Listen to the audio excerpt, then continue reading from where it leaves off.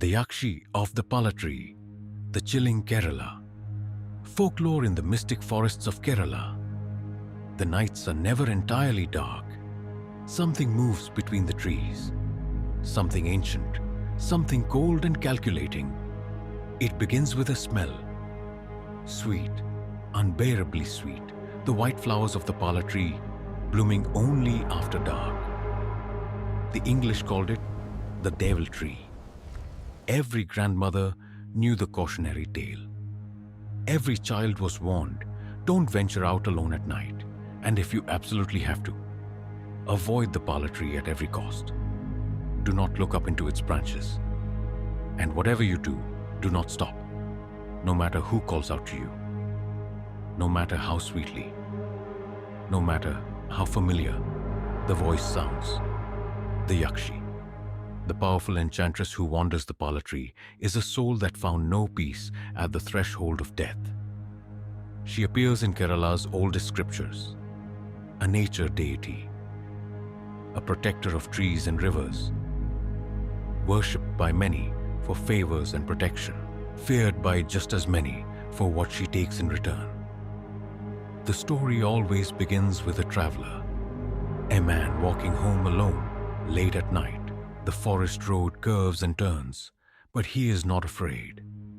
He has walked it 100 times. The night is warm, the moon is kind. The makeshift fire torch in his hand blazes, lighting up the treacherous path ahead.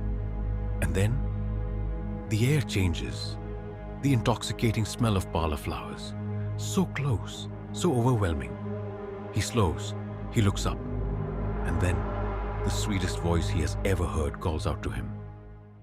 She's standing at the bend in the path, cloaked in white, flowers luminous in the dark, long lustrous hair falling to her waist, dark as the forest itself. She bats her eyelids slowly, red lips munching on a beetle leaf. "Do you have a little lime?" she asks. "My beetle leaf tastes so odd without it." Softly, almost shy. "Just a little lime." Such a small ask. The traveler approaches her in a haze. He does not yet understand what he has agreed to. She locks eyes with him, grips his hand with slender fingers, leads him off the path, through the trees, into the dark, and then, impossibly, a palace. Warm light, music, the smell of jasmine. He follows her inside, too hasty to object, stupefied beyond logic. He doesn't stop to wonder, what is a stunning young woman doing in a dense forest in the middle of the night? Why is she so nonchalant? And why do her feet float just slightly above the ground? And that's precisely when the Yakshi reveals her true form. By morning, the palace is gone. She's gone. The traveler is found beneath the Pala tree, face pale, features frozen in something that looks disturbingly like a smile caught mid-scream. The village does not ask what happened. The village already knows. If only he had carried a small piece of iron, a nail, a coin, the tip of a pen, anything, it would have ended very differently. The Pala tree still stands in Kerala, not one, many, in temple courtyards, along roads that GPS has never named, at the edges of old estates whose families have stopped explaining what happened there. The tree does not need you to believe in it. It has been here longer than belief. It will be here long after.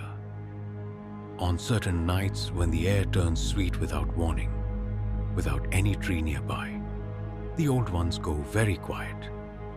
Kerala's forests are full of stories that were never meant to leave them. This was one. Tell me which legend to find next, and remember, some doors don't care whether you believe in them.